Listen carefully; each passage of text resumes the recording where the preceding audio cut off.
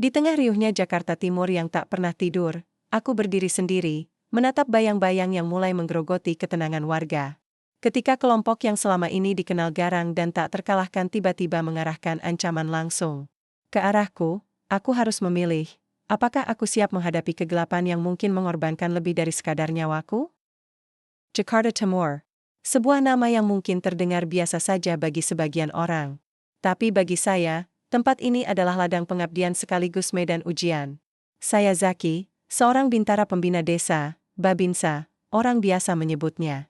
Tugas saya sederhana, menjaga keamanan, mendampingi warga, dan memastikan wilayah binaan tetap kondusif, sederhana di atas kertas.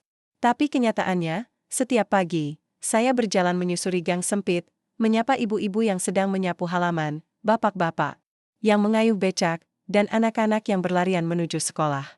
Ada yang menyebut saya, Pak Tentara, ada juga yang memanggil saya, Abang Zaki. Saya terma semuanya. Nama bukan Sol, yang penting mereka percaya saya ada di pihak mereka, pagi itu, seperti biasa, saya berjalan kaki dari POS menuju wilayah RW 2. Matahari belum tinggi, tapi keringat sudah merembes dari pelipis saya. Udara Jakarta memang tak pernah bersahabat. Namun bukan panas yang membuat langkah saya melambat, melainkan kerumunan yang tak biasa di dekat pertigaan pasar. Saya mempercepat langkah. Pak, tolongin. Itu si Asep digebukin, teriak seorang bocah sambil menarik lengan baju saya. Tanpa pikir panjang, saya menerobos kerumunan. Di tengahnya, saya melihat Asep, pedagang kaki lima yang sering saya ajak ngobrol, tersungkur di atas aspal, wajahnya berdarah. Di sekelilingnya berdiri 5 orang lelaki berbaju loreng hitam oranye.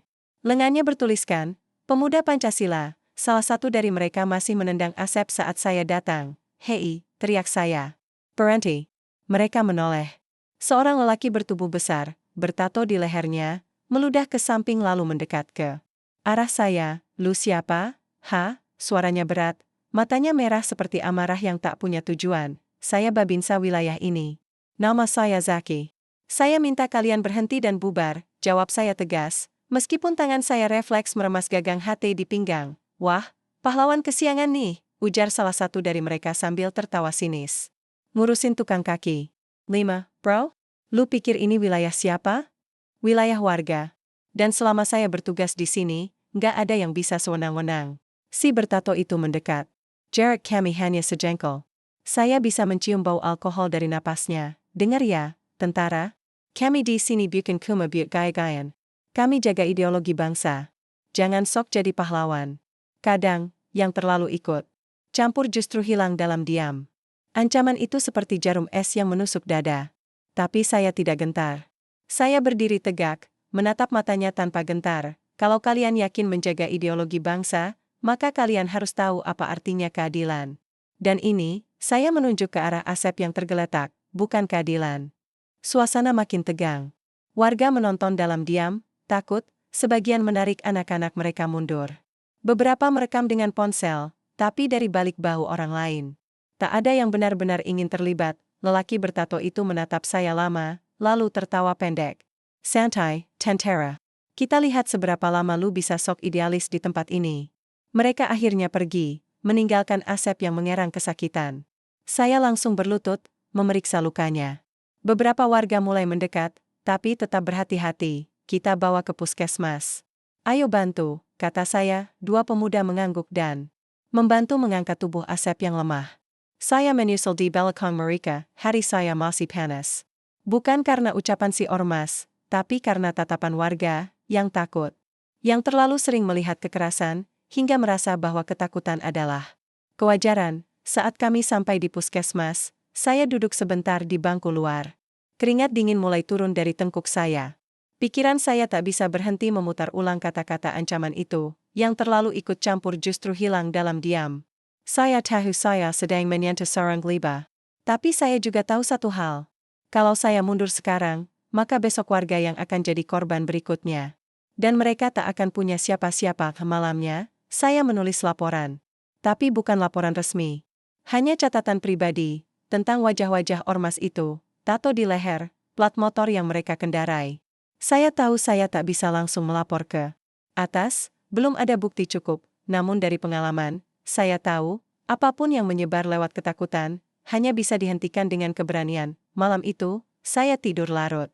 Di luar, suara knalpot brong sesekali mengganggu. Tapi saya tak bergeming, karena bagi saya, malam itu bukan akhir, itu baru permulaan. Hari-hari setelah insiden pemukulan Asep menjadi lebih sunyi, tapi bukan dalam arti yang menenangkan. Sunyi yang saya maksud adalah sunyi yang pekat, yang menyelinap. Ke sela-sela dinding rumah warga, masuk ke warung-warung kopi, dan menggantung di udara seperti kabut yang enggan pergi. Warga tak lagi serama biasanya. Sapaan mereka singkat, kaku, bahkan beberapa memilih menunduk dan pura-pura tak melihat saat saya melintas. Saya mengerti, ketakutan bukanlah sesuatu yang bisa dikikis dengan satu tindakan heroik.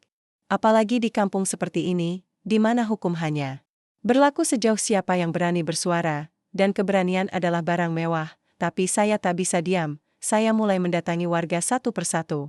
Dimulai dari yang saya kenal baik, Pak Rohman, ketua RT yang sempat menjadi relawan saat pandemi, kemudian Bu Lilis, pemilik warung kelontong yang anaknya sering saya ajari membaca, dan Bang Togar, tukang las yang dulunya ex-TNI dan tahu sedikit banyak soal medan licin seperti ini. Saya temui mereka, tidak dengan seragam lengkap, hanya mengenakan kaos lengan panjang dan celana santai. Saya duduk di teras rumah mereka, kadang ikut menyuap nasi bersama, kadang hanya menyeduh teh sendiri. Sambil menunggu mereka membuka suara, dan sedikit demi sedikit, cerita mulai mengalir. Waktu itu, Zaki, mereka datang bawa surat sok resmi. Katanya iuran keamanan. Kalau enggak bayar, katanya dagangan bisa kena musibah. Mana berani saya lawan, ujar Bu Lilis, suara gemetar tapi matanya menyimpan rasa bersalah. Bang Togar juga menyumbang kisah. Mereka pernah nayatrenan anak saya. Ngajak gabung. Katanya biar bermanfaat untuk bangsa. Saya larang keras. Anak saya malah jadi nggak berani keluar rumah. Tiap malam mimpi buruk. Saya karet semua. Bukan hanya di pikiran, tapi di buku kecil yang saya sembunyikan di balik jaket. Nama-nama, lokasi kejadian, jenis ancaman. Saya tahu ini belum bisa jadi alat bukti, tapi paling tidak, saya bisa melihat pola mereka. Kemana saja kelompok ini bergerak, siapa saja yang mereka tekan, dan bagaimana cara mereka menancapkan kuku. Namun, tak semua warga mau bicara, beberapa hanya menatap saya datar. Bahkan ada yang menyindir, Pak tentara aja nggak bisa ngapa-ngapain, apalagi kami. Kalimat itu menyayat lebih tajam dari pisau. Tapi saya tak bisa membalas. Karena mereka benar, saya bukan penyidik. Saya bukan polisi. Saya bukan pemegang kekuasaan. Saya hanya seorang babinsa, yang kadang lebih banyak disuruh menggator ronda daripada menggusar intimidasi. Tapi saya juga tahu, jabatan bukan penentu keberanian. Tindakanlah yang membuktikan siapa kita. Beberapa malam kemudian, saya memutuskan untuk ronda sendiri. Biasanya ada warga yang ikut, tapi kali ini saya menyuruh mereka tetap di rumah. Saya hanya ingin mengamati, dan pengamatan itu tak sia-sia. Sekitar pukul 11 malam, di ujung gang sempit dekat lapangan voli, saya melihat 3 orang berjaket loreng berdiri merapat ke tembok. Salah satu dari mereka menggedor pintu sebuah kios kecil milik Pak Jami. Saya mengenalnya, laki-laki tua yang menjual rokok dan kopi sachet, hidup dari uang receh. Saya sembunyi di balik tiang listrik, memperhatikan. Masa udah 2 minggu, masih belum bayar juga. Jam, suara berat salah satu dari mereka terdengar jelas. Maaf, Bang. Dagangan sepi. Saya janji bayar. Beneran. Suara Pak Jami terdengar serak, penuh rasa takut. Kalau minggu depan gak lunas, kios ini bisa tiba-tiba kebakaran. Loh, ujar yang satu lagi sambil tertawa. Saya nyalakan kamera kecil di saku, lalu maju perlahan. Berhenti, kata saya, mereka. Manly. Satu dari mereka langsung kabur, 2 lainnya terdiam, sejenak ragu. Saya tarik salah satunya ke bawah lampu jalan. Wajahnya muda, mungkin belum 30. Mata kami bertemu, nama kamu siapa? Tanya saya pelan, tapi tajam, dia diameter saya. Pelangi. Nama kamu siapa? Anwar, jawabnya tergagap, saya pegang lengannya. Kamu tahu kamu bisa ditangkap karena ini? Ancaman, pemerasan, intimidasi. Mau saya laporkan sekarang? Dia tampak panik. Jangan, Pak, saya cuma disuruh. Saya butuh uang, saya mendesah, bukan karena kasihan, tapi karena lelah. Lelaki ini bukan pemimpin. Dia hanya bidak. Dan mungkin ada ratusan Anwar lainnya di luar sana, yang bergabung bukan karena ideologi, tapi karena lapar. Saya biarkan dia pergi malam itu. Tapi saya catat wajahnya. Keesokan harinya, saya datangi Pak Jami. Lelaki tua itu hanya tersenyum, tapi senyumnya getir, terima kasih, Zaki. Tapi kamu hari-hari. Mereka nggak suka diganggu. Apalagi sama yang berseragam. Saya hanya menenggak. Lalu pulang, di rumah dinas saya, malam itu, saya duduk menatap catatan kecil yang mulai penuh. Beberapa nama tertulis jelas. Beberapa hanya tanda tanya. Tapi semuanya menuju satu titik, ada sistem di balik semua ini. Bukan sekedar preman. Ini sudah seperti organisasi, dan saya tahu, jika saya ingin mengungkap semuanya, saya harus lebih dari sekadar babinsa, saya harus jadi bayangan yang mereka tak duga. Pendengar yang tak terlihat. Saksi yang tak pernah tidur, karena satu hal yang pasti, ketakutan hanya bisa tumbang oleh keberanian yang konsisten, dan saya sudah memilih jalur itu. Pagi itu langit Jakarta Timur diselimuti awan kelabu. Hujan belum turun, tapi suasana sudah berat sejak saya membuka pintu rumah dinas. Ente mengapa, darah saya sesak. Perasaan yang selama ini tak pernah salah, semacam firasat bahwa sesuatu yang buruk akan datang. Saya menyambar map berisi catatan investigasi yang telah saya susun selama 2 pekan terakhir.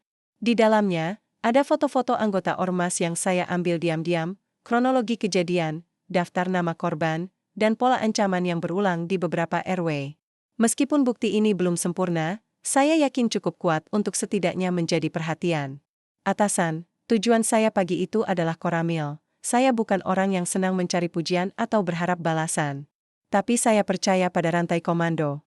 Percaya bahwa setiap langkah benar harus mendapat dukungan dari atas, agar keadilan tidak hanya jadi wacana kosong. Koramil itu tak besar, hanya bangunan 2 lantai yang catnya mulai pudar.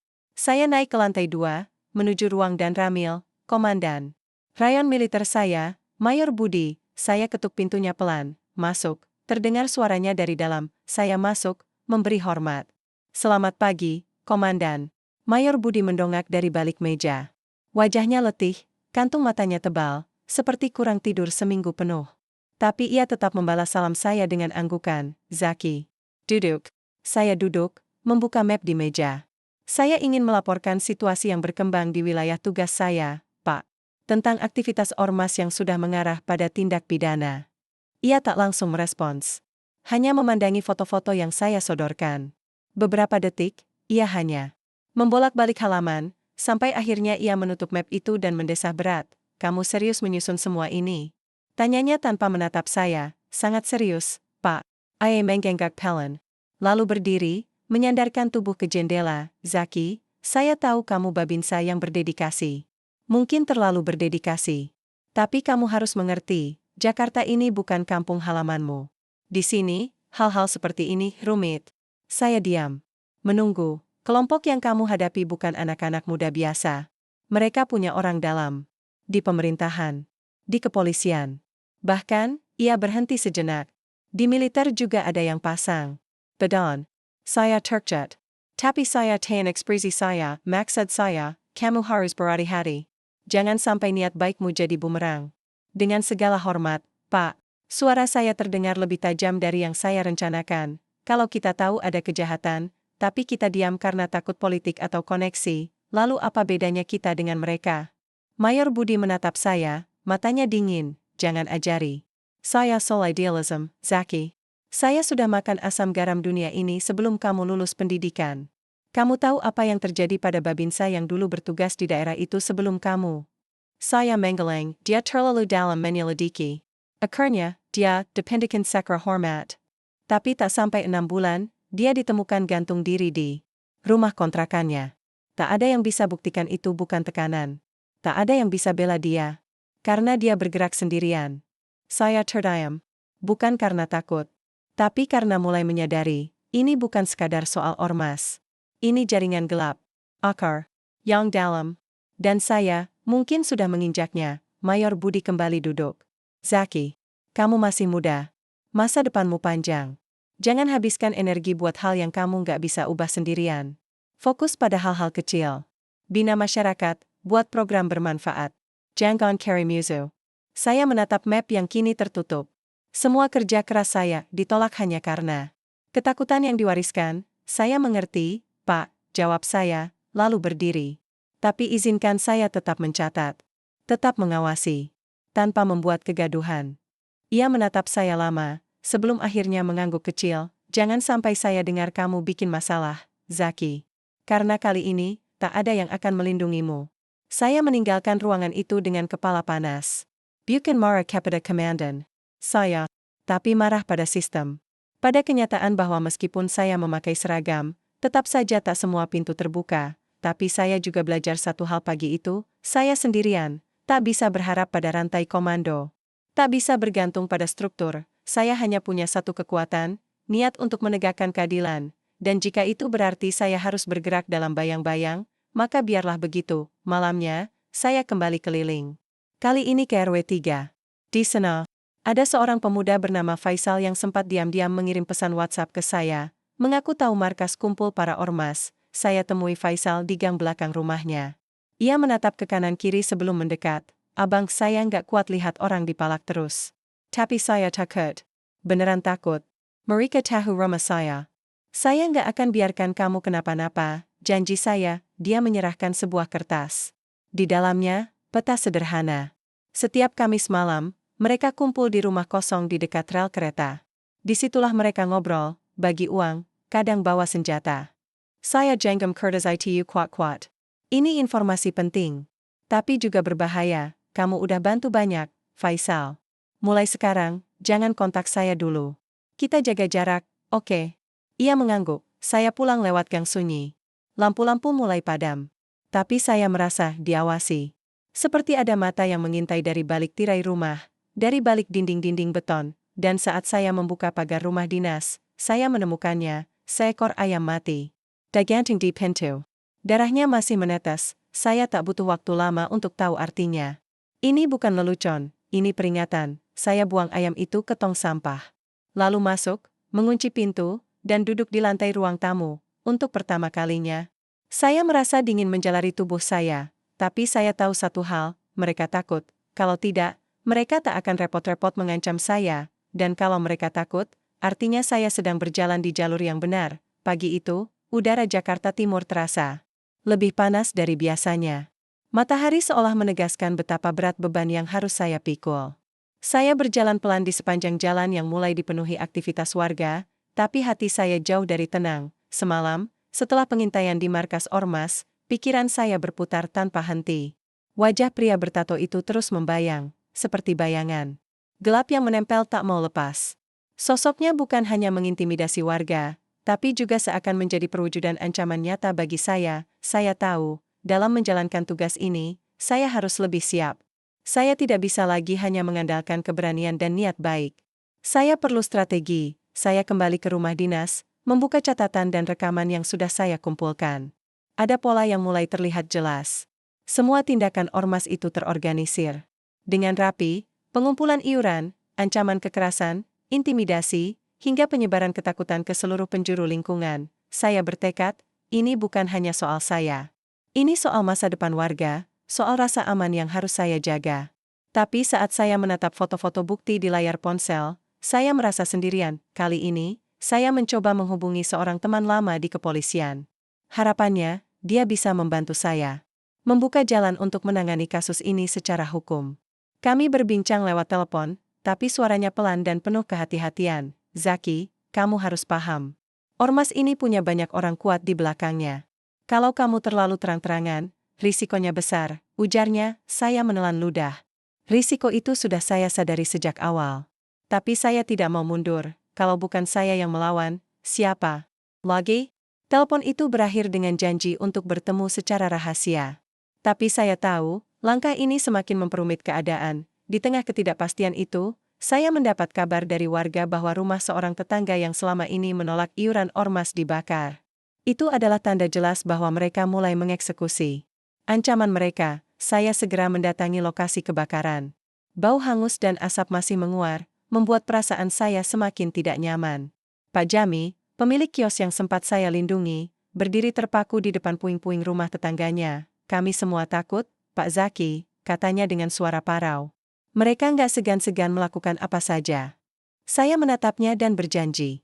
Dalam hati, saya akan berusaha sekuat tenaga, tapi perjuangan itu tidak mudah. Tekanan datang dari segala arah. Dari atasan yang mengingatkan agar saya tidak terlalu berani, dari ormas yang semakin agresif, dan dari hati yang kadang ragu. Suatu malam, ketika saya hendak pulang, saya mendapati selembar surat di bawah pintu rumah dinas. Tulisan tangan yang kasar berbunyi, "Hentikan atau kamu yang akan hancur." Surat itu seperti duri yang menusuk hati saya, tapi juga membakar semangat. Saya tahu, mereka takut pada saya, tapi saya juga tahu, jalan yang saya pilih adalah jalan terjal. Jalan yang penuh risiko dan pengorbanan. Saya menarik napas dalam-dalam dan melangkah keluar, menyambut malam yang gelap dengan tekad yang lebih kuat. Malam itu, Jakarta Timur terasa berbeda. Suasana kota yang biasanya bising, kini seperti tertahan dalam keheningan yang menyesakan.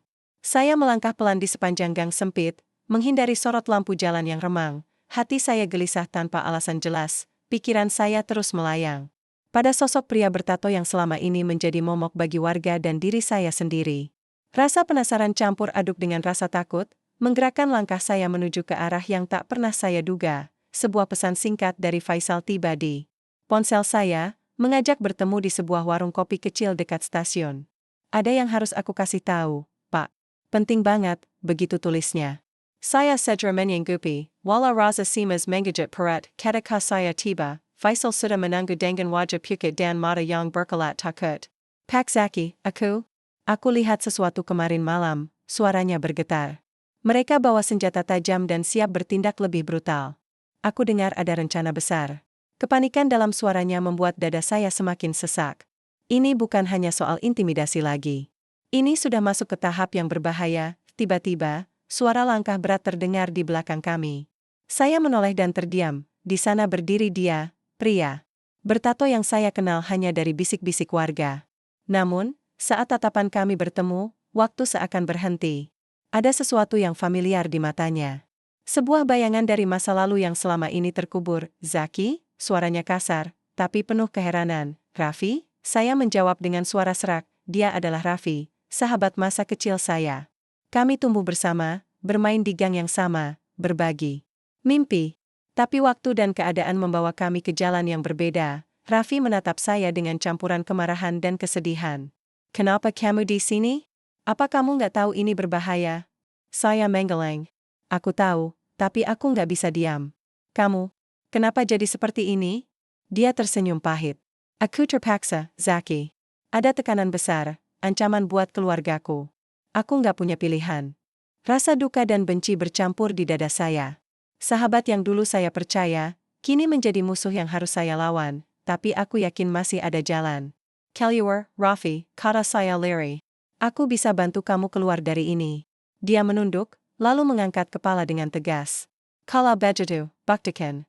Kami berdiri di sana, di tengah gelapnya malam, terikat oleh kenangan dan konflik yang kini harus kami hadapi bersama. Malam itu, setelah pertemuan tak terduga dengan Raffi, saya pulang dengan pikiran yang berputar liar. Wajahnya yang penuh luka batin terus menghantui benak saya. Sahabat masa kecil yang kini berdiri di seberang garis hukum. Saya terjebak dalam sebuah dilema yang tidak mudah untuk diurai. Di kamar rumah dinas, saya duduk di kursi dengan kepala tertunduk. Pikiranku sibuk mencari celah agar semua bisa diselesaikan tanpa harus merusak persahabatan yang sudah lama terjalin. "Namun, saya tahu kenyataan jauh lebih kompleks." Raffi terlibat dalam dunia gelap bukan karena keinginannya sendiri. Ada ancaman yang membelenggunya, memaksanya mengambil jalan yang kelam demi melindungi keluarganya. Saya membuka ponsel, melihat lagi rekaman percakapan yang saya ambil dari markas ormas. Saya perhatikan dengan teliti, berharap menemukan titik. 5. Tiba-tiba saya teringat kata-kata Raffi tadi malam, "Kalau kamu mau bantu, buktikan." Kalimat itu seperti tantangan, sekaligus harapan. Saya tahu, untuk menolongnya, saya harus berhati-hati dan cermat. Saya tidak bisa langsung menyerang. Saya harus mencari cara agar Raffi bisa keluar tanpa membahayakan dirinya dan keluarganya. Pagi berikutnya, saya berkunjung ke rumah Raffi di sebuah gang yang sunyi dan gelap. Rumah itu tampak sederhana, jauh dari kemewahan. Anak-anak kecil bermain di depan rumah, dan saya melihat seorang wanita muda, istri Raffi, yang terlihat lelah tapi kuat. Saya menyapa dengan hati-hati. Istri Raffi memandang saya dengan tatapan waspada, namun perlahan melembut setelah saya menjelaskan niat saya. "Kami butuh bantuan, Pak Zaki." Raffi tak pernah mau begini. Dia cuma takut kalau kami semua kena bahaya, katanya lirih. Saya mengangguk, berjanji akan berusaha. Namun, Ketika saya berdiskusi dengan Raffi secara pribadi, ia tetap skeptis. Ini bukan hanya soal aku dan keluargaku, Zaki. Mereka punya jaringan. Louis, mereka akan membalas jika aku coba keluar. Saya memahami ketakutannya. Saya sendiri juga merasakan tekanan besar setiap kali menghadapi mereka. Kita harus pintar, saya berkata. Kita butuh bukti kuat. Bukti yang tidak bisa mereka bantah, dan yang bisa kita gunakan untuk membuka jalan bagi kamu. Raffi diam sejenak, lalu mengangguk pelan. Kalau begitu, mulai dari mana? Saya tersenyum tipis. Dari dalam. Kami sepakat saya akan mencoba lebih dekat dengan mereka, mengumpulkan informasi dari dalam ormas, dengan bantuan Raffi yang akan memberikan kode dan petunjuk rahasia. Hari-hari berikutnya berubah menjadi sebuah permainan berbahaya. Siap Langka. Kami harus hati-hati, setiap percakapan harus diukur. Saya berusaha menjaga sikap agar tidak mencurigakan, sementara Raffi menjadi mata dan telinga yang memberitahu kapan situasi mulai membahayakan. Suatu malam, saya diundang dalam sebuah pertemuan. Tertutup anggota ormas. Saya duduk di ruangan yang remang, dikelilingi pria-pria yang wajahnya dingin dan penuh ketegangan. Di sana saya melihat betapa dalam dan seriusnya jaringan itu. Pembicaraan mereka tentang pengumpulan dana ilegal, tekanan kepada pejabat lokal, dan rencana untuk menguasai beberapa wilayah semakin jelas. Tiba-tiba, seorang pria yang saya kenal sebagai anak buah Raffi berdiri dan berkata, ada informasi penting dari lapangan. Kita harus tindak cepat. Saya menahan napas. Ini saatnya untuk merekam. Namun, seorang pria besar dan kasar melirik ke arah saya, membuat saya merasakan tatapan penuh curiga. Detik-detik itu terasa seperti mimpi buruk. Ketika pertemuan selesai, saya segera menelepon Raffi. Situasi panas, aku butuh arahan. Jangan panik. Ikuti instruksi aku, jawabnya. Malam itu saya tidur dengan pikiran berputar cepat. Saya sadar, permainan ini bukan hanya soal melawan ormas, tapi juga melindungi sahabat yang saya cintai sebagai keluarga. Namun, tidak semua berjalan mulus. Beberapa hari kemudian, saya mendapat kabar buruk. Faisal, si informan yang dulu memberi petunjuk, ditemukan dalam kondisi luka parah di pinggir jalan. Tidak ada yang tahu siapa pelakunya, tapi jelas ini peringatan keras. Saya melangkah ke rumah sakit, melihat Faisal terbaring dengan perban menutupi sebagian wajahnya. Matanya terbuka, menatap saya penuh rasa takut. Pak Zaki, aku salah. Aku nggak seharusnya ikut campur, katanya pelan. Saya menggenggam tangannya erat. Kamu sudah berani. Itu sudah lebih dari cukup. Tapi dalam hati saya tahu engkemen semakin dekat. Jalan yang kami tempuh semakin berbahaya. Di tengah tekanan yang semakin mencekik, Raffi dan saya tetap berkomunikasi, saling menguatkan. Kami berbagi rencana dan saling mengingatkan agar tidak lengah. Dilema moral semakin menekan dada saya. Jika saya menyeret Raffi keluar dari ormas, keluarga kecilnya mungkin jadi target balas dendam. Tapi jika saya diam dan membiarkan kejahatan berjalan, saya mengkhianati prinsip saya sendiri. Saya bertanya pada diri sendiri, seberapa jauh saya harus melangkah? Seberapa besar harga yang harus saya bayar demi keadilan? Malam itu, saya menatap langit gelap dari balkon rumah dinas. Bintang-bintang tampak redup, tertutup awan kelabu. Saya menarik napas panjang, mencoba menenangkan hati yang bergelora. Keesokan harinya, saya siap melangkah lebih jauh. Perjuangan ini belum berakhir. Bahkan, baru saja dimulai, udara malam itu terasa dingin, menusuk hingga ke tulang. Di balkon rumah dinas, saya berdiri menatap kerlip lampu kota yang berkelap-kelip seperti bintang di langit yang terselimuti kabut. Pikiran saya berputar liar, penuh dengan keraguan dan harapan. Pertaruhan terbesar hidup saya sedang menunggu di depan. Raffi sudah beberapa hari tidak bisa dihubungi. Teleponnya selalu tidak aktif. Saya tahu itu bukan kebetulan. Saya merasa getaran. Kesemasan menjalar di seluruh tubuh. Saya yakin, ia dalam masalah yang sangat berat.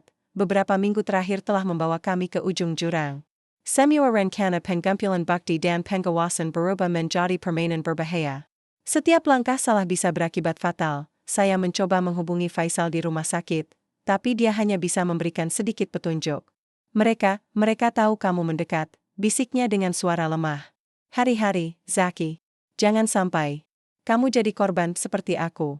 Mendengar itu, saya tahu saya harus segera bertindak, walau risiko menghantui setiap keputusan. Suatu malam, saya menerima pesan singkat dari nomor tak dikenal, datang ke gudang tua di belakang pasar jam 10 malam. Kalau kamu ingin tahu tentang Raffi, Tangan saya gemetar saat membaca pesan itu. Itu bisa jebakan, tapi saya tak punya pilihan lain. Saya bersiap, membawa peralatan rekam dan alat komunikasi. Memakai jaket hitam agar tidak terlalu mencolok, saya berangkat menuju tempat yang disebutkan. Sepanjang jalan, pikiran saya berlari cepat. Apa yang menangga saya? Apakah Raffi dalam bahaya? Atau ini hanya tipuan untuk memensing saya keluar saat saya tiba, tempat itu suani, remang olah cahaya lampu temaram. Gudang tua dengan pintu besi yang berkarat. Suara langkah saya bergema di dalam, tiba-tiba, sebuah suara berat memecah keheningan. Jadi, Babinsa berani juga datang sendiri. Saya menoleh dan melihat sosok besar berdiri di pojok, wajahnya kasar dan penuh dendam. Ia adalah Yanto, salah. Satu anggota ormas yang selama ini jadi eksekutor. Tahu kalau aku cari Raffi? Saya bertanya tanpa ragu. Dia tertawa kecil, sinis. Dia sudah bukan milik kita lagi. Tapi kamu bisa jadi milik kami kalau tidak pintar. Katagangan memenkak. Saya merasakan tekanan besar, bukan hanya dari tubuhnya yang kekar, tapi juga dari ancaman yang tersirat. Kalau kamu memang ingin tahu, datanglah ke ruangan sebelah, kata Yanto sambil melangkah ke sebuah pintu kecil. Dengan hati-hati, saya mengikuti, dan di sana, terbaringlah Raffi, lemas dan penuh luka. Matanya memandang. Saya dengan harapan dan ketakutan, Zaki. Suaranya lemah, tapi penuh kelegaan. Saya membantunya duduk, melihat bekas luka yang dalam di wajah dan tubuhnya. Kenapa kamu diam saja? Aku cari kamu berhari-hari. Raffi menarik napas panjang. Mereka memaksa aku. Kalau aku coba melawan, keluarga aku yang jadi sasaran. Aku tak ingin kamu juga kena. Saya menggenggam tangannya erat. Kita harus keluar dari sini. Aku sudah kumpulkan bukti. Kita laporkan mereka ke atas. Raffi menggeleng. Kalau kita lakukan itu sekarang, mereka akan balas dengan kekerasan yang lebih besar. Aku sudah lihat bagaimana mereka menghukum Faisal. Rasa takut dan kemarahan berada di dada saya. Tapi saya tahu, kami harus berstrategi. Tiba-tiba, suara langkah berat terdengar dari belakang. Beberapa anggota ormas muncul dengan wajah serius, siap bertindak. Saya dan Raffi saling bertukar pandang. Inilah saatnya kami harus bertarung bukan hanya dengan otot, tapi juga dengan akal. Saya mengaktifkan perekam dan menyalakan lampu senter, menghadapi mereka dengan tegas. Ini semua akan jadi bukti kalian. Jika kalian menyerang, hukum akan berbicara. Suasana berubah menjadi tegang. Perkelahian hampir pecah, tapi sebelum itu terjadi, suara sirene polisi meraung dari kejauhan. Saya yakin, ini bantuan dari teman saya di kepolisian. Para anggota ormas panik dan mulai melarikan diri. Beberapa tertangkap dan segera diamankan. Saya menarik Raffi keluar dari gudang itu, menatapnya penuh harap. Kita sudah melewati pertaruhan terakhir ini, saya berkata. Kini, waktunya keadilan yang berbicara. Raffi tersenyum lemah. Terima kasih, Zaki, kau sahabat terbaik yang pernah kumiliki. Pagi itu, sinar matahari menembus tirai jendela rumah dinas dengan lembut. Setelah malam penuh ketegangan dan adrenalin, rasanya aneh bisa menikmati tenangnya pagi di tengah Jakarta Timur. Yang riuh.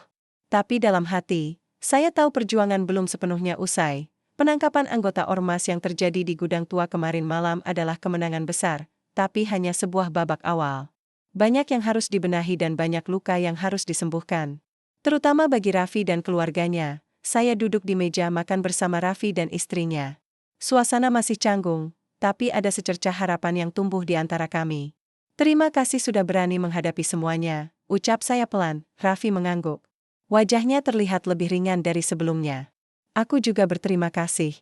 Tanpa kamu, aku mungkin sudah tenggelam dalam kegelapan itu.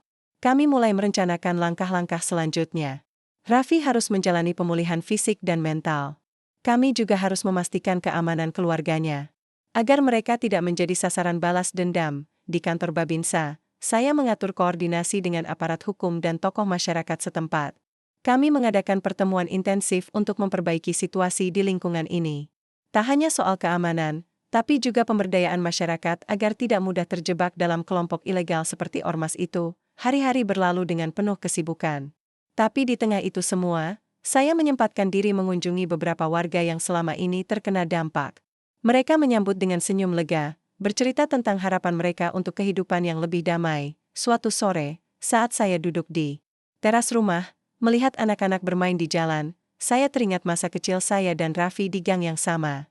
Betapa rapuhnya kehidupan, namun betapa kuatnya harapan jika kita mau berjuang bersama. Meski perjalanan masih panjang, saya percaya, setiap langkah kecil adalah pondasi untuk masa depan yang lebih baik. Tiba-tiba, ponsel saya bergetar. Pesan dari atasan, mengapresiasi keberanian dan kerja keras saya.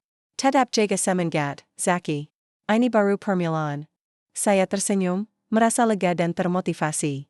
Tugas saya bukan hanya melawan kegelapan, tapi juga menyalakan cahaya untuk orang-orang yang membutuhkan, dan saya siap untuk itu. Waktu seolah berjalan lebih lambat ketika saya melangkah keluar dari ruang sidang.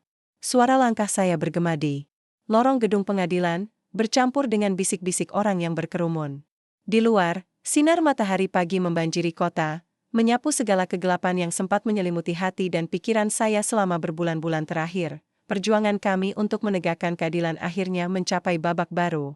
Raffi dan beberapa anggota ormas yang terlibat kini menghadapi proses hukum yang adil, tanpa tekanan dan intimidasi. Saya melihat itu bukan sebagai kemenangan pribadi, melainkan kemenangan bagi masyarakat yang selama ini menanti perubahan. Setelah semua yang kami lalui, ketakutan, pengkhianatan, dan duka, akhirnya ada harapan yang mulai tumbuh, meski masih rapuh. Saya duduk di bangku taman, menikmati udara pagi yang sejuk, merenungkan perjalanan hidup yang tidak pernah mudah, tapi penuh makna. Raffi kini telah resmi menjadi saksi kunci dalam kasus ini. Meskipun berat, ia memilih jalan yang benar demi keluarganya dan masa depan yang lebih cerah. Saya tahu, keputusan itu tidak mudah bagi dia. Saya pernah merasakan keraguan yang sama, di persimpangan moral yang mengoyak jiwa. Tapi keberanian untuk berubah, untuk bertanggung jawab, itulah yang membuat kita manusia. Beberapa waktu lalu, kami mulai membangun kembali kehidupan. Raffi dan keluarganya pindah ke tempat yang lebih aman, dengan perlindungan yang ketat. Saya turut membantu mereka dalam proses adaptasi, sekaligus memastikan mereka mendapatkan bantuan psikologis dan sosial. Di lingkungan sekitar, suasana perlahan berubah. Masyarakat yang dulu takut kini mulai berani bersuara. Anak-anak bermain di jalan tanpa was-was, para orang tua mengadakan gotong royong, dan para tokoh masyarakat aktif mengadakan program pemberdayaan. Kami bersama-sama menanam benih perubahan. Meski butuh waktu untuk tumbuh kuat, pekerjaan saya sebagai babinsa semakin terasa berat, namun juga lebih bermakna. Saya tidak hanya bertugas menjaga keamanan, tetapi juga menjadi jembatan antara pemerintah dan masyarakat, menjadi sahabat dan pelindung dalam satu waktu. Suatu sore, saya menerima kunjungan dari Raffi. Wajahnya terlihat lebih cerah, meski masih ada bekas luka yang tersisa dalam hati.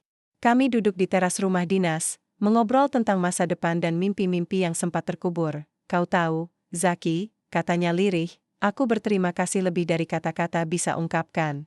Kau bukan hanya teman lama, tapi penyelamat bagi hidupku dan keluargaku. Saya tersenyum, menepuk bahunya.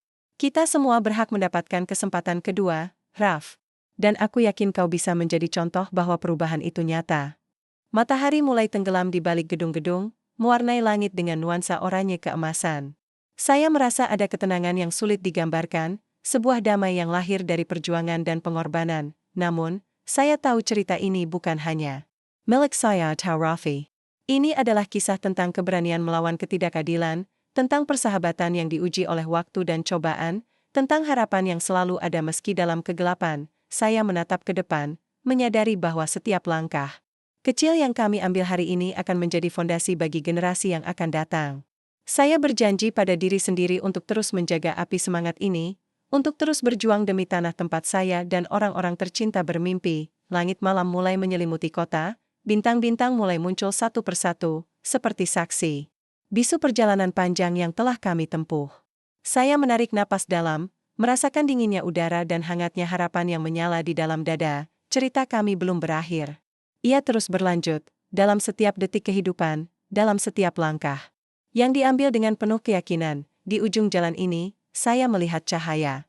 Cahaya yang tidak hanya menerangi gelap malam, tapi juga hati dan jiwa yang pernah terluka, dan saya yakin, selama ada cahaya, akan selalu ada harapan. Udara malam yang dingin mengalir lembut di sekitar saya saat duduk di teras rumah dinas.